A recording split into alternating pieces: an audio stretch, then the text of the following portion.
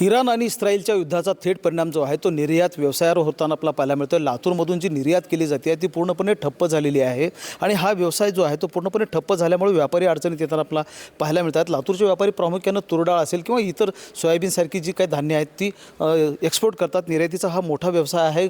कोट्यवधी रुपयांची गुंतवणूक जो आहे ती या व्यवसायामध्ये केलेले व्यापाऱ्यांनी आपल्याला पाहायला मिळते आहे. आपल्यासोबत लातूरचे एक्सपोर्ट व्यापारी जे आहेत आपल्यासोबत श्रीहरी काले आहेत, त्यांच्याकडनं जाणून घेणार आहोत. खरं तर तुम्ही जी माहिती दिलीत की तुमचा जो काही माल आहे तो इराणच्या बंदरांमध्ये असेल, मुंबईच्या बंदरांमध्ये असेल, तो अडकून पडलेला, एकूण काय माहिती आहे? ॲक्च्युली आपण जे आहे ते वेगवेगळ्या कंट्रीमध्ये एक्सपोर्ट करतो. त्यापैकी एक जे आहे उझबेकिस्तान आणि अफगाणिस्तान आहे.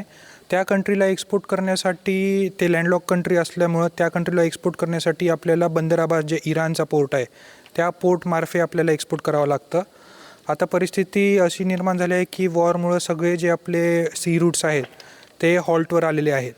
त्यामुळं आता आपलं जे एंटायर एक्सपोर्टची सायकल असते की आपण इथून मुंबईला, आपल्या फॅक्टरीमधून मुंबईला पाठवतो नावाशेवा पोर्टवर, तिथून मग आपण पुढं चालून आपण बंदर अब्बास पोर्टवर जातं आणि तिथून मग अफगाणिस्तान, उझबेकिस्तानला जातं. पण वॉरमुळं आता ती एंटायर सायकल जी आहे ते ठप्प पडलेली आहे. आणि आता आपलं साधारणतः नावाशेवामध्ये आपलं 800 टन माल आहे, जे की आता पुढं पाठवता येत नाही आपल्याला. तसंच आपल्या फॅक्टरीमध्ये आता जवळपास 100 ते 150 टन आहे. आपण दुसऱ्यांकडून माल घेतो, त्यांच्या फॅक्टरीमध्येही 800 टन माल आपल्याला ठप्प पडलेला आहे. आणि त्यानंतर पुढं बंदर अब्बासच्या पोर्टवरही आपलं काय 400 ते 500 टन माल आहे, ते पण तिथंच ठप्प पडलेलं आहे, कारण बाहेरला रिलीज करता येत नाही ड्यू टू द वॉर. आपण जर लक्षात घेतलं तर वेअरहाऊसचं जे भाडं आहे ते आता म्हणजे निर्यात करणाऱ्या व्यापाऱ्यांना परवडणार नाही अशी स्थिती आहे. आता ॲक्च्युली कस्टम्समध्ये जर आपण बघितलं, नावाशेवाच्या कस्टम्समध्ये मी जसं म्हणलं की 800 टन माल आपलं तिथं आहे.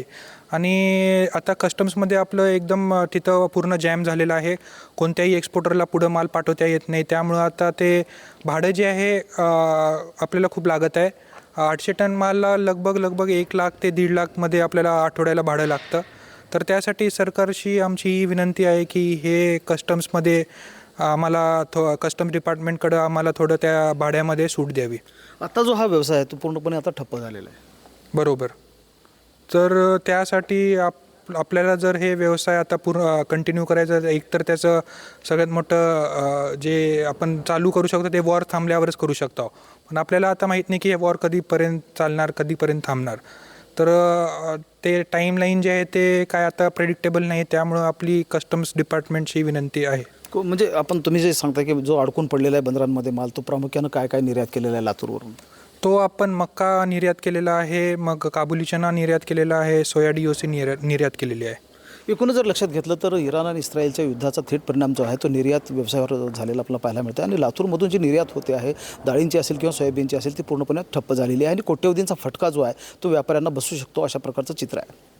महेंद्र जोंधळे, TV9 मराठी, लातूर.